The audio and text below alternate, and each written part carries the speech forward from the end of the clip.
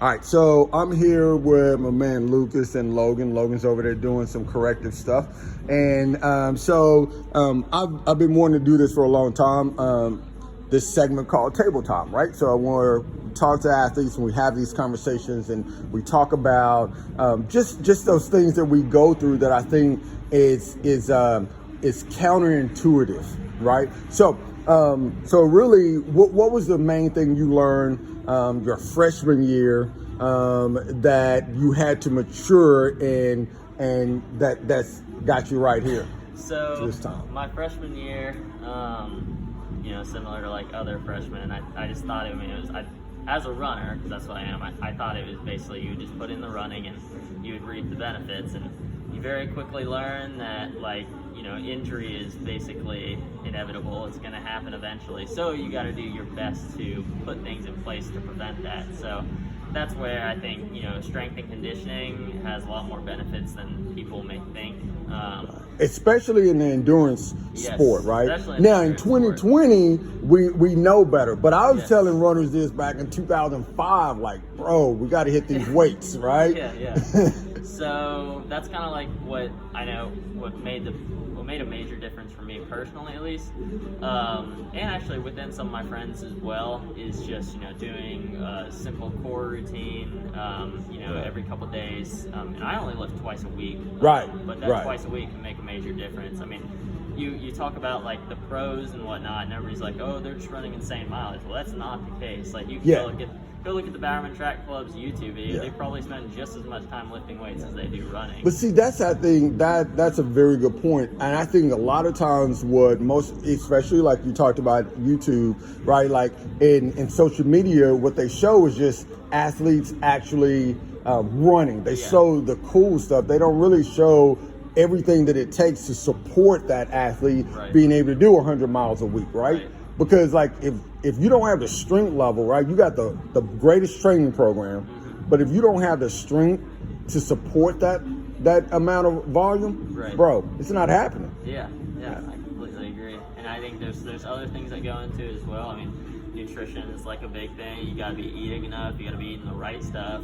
How hard is that, you think, for most runners, to eat? I think that as far as getting stuff in, I think is the hardest part, because you don't realize like how much like you have to be taking. I mean, it's like, a lot of people think like, oh, you can look up on Google, how many calories does like the average athlete eat? Well, an endurance athlete is not the average athlete. If you go play basketball for 3 hours versus you go run for 3 hours, I mean, that's not even a comparable. That's a mismatch. Yeah, it's a total mismatch. So, and your average athlete is not a runner. Well, and this is the other thing too, especially working with a lot of the NCAA athletes. Like, most people don't realize those naturally gifted athletes, they have horrible nutrition habits, right? Yeah. Like, they definitely don't eat enough. Yeah, I mean, I still don't feel like I even eat enough. I mean, I think I do a better job than probably most do, just because I've spent quite a bit of time, looking at it. But again, like, it's something that like people undervalue, I guess. Oh, absolutely. It Great word. To get a lot more attention than I feel like it gets. Yeah. So. Yeah, I think that when I think about athletes being durable and dynamic, like, that's really what I'm about. I think about the F8. So for me, these are the 8 things that I feel like are the most influential to maintaining force, right? So on number 8, right, I won't go board you and go through all those, but on number 8 is energy delivery system, okay? And from that energy delivery system, I have another subcategory of 10 things. All right. And so what that means is that, like, in there is like, we talk about aerobic and anaerobic system, right? So if you're an athlete, to maintain your force output, you have to know what strength, what aspect of energy system do you need, right?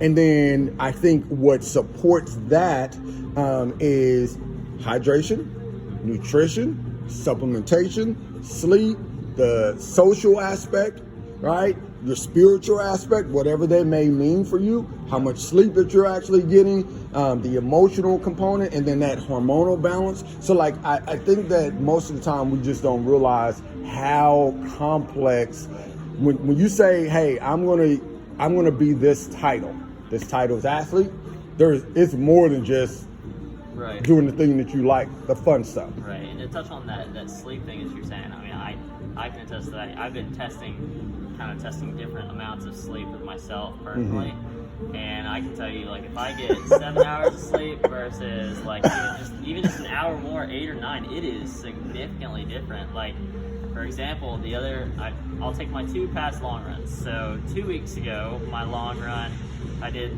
12 or 13 miles. I think I did 12 miles, and I was struggling to run at like 6:45 pace.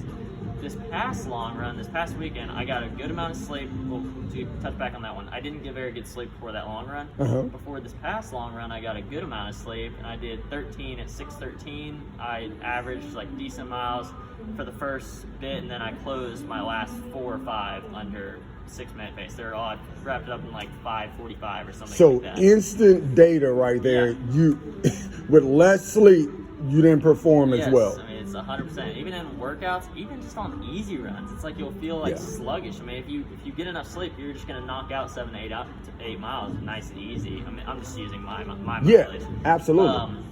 But like whenever you don't get enough sleep, I mean, you'll feel tired. You feel it's like kind of hard. It's almost like you feel like you're about to pass out kind of the whole time. It's just Right. it's not a good feeling. So. Yeah, I just wanted to touch on that running part. Well, I tell you what, that brings me to another point. That's what I think I love about, endurance athletes. A, you guys are super committed. B, you guys are super intelligent. Like, your numbers on every aspect. Right. If you know what I'm saying, like if you're into it, Yeah, you you know have your to. numbers, Yeah, right? you Because have to. it's a very analytical type sport. Right. And so I love that, that you guys always, can throw out your data and your numbers. And I love that y'all are not afraid to research and tweak things. And you're always kind of, I think most athletes aren't a student of the game Yeah. as much as endurance Yeah. athletes are. Yeah, I mean, In you my have to, experience. yeah, you have to for sure to be successful. I mean, not even just to be successful. I feel like to be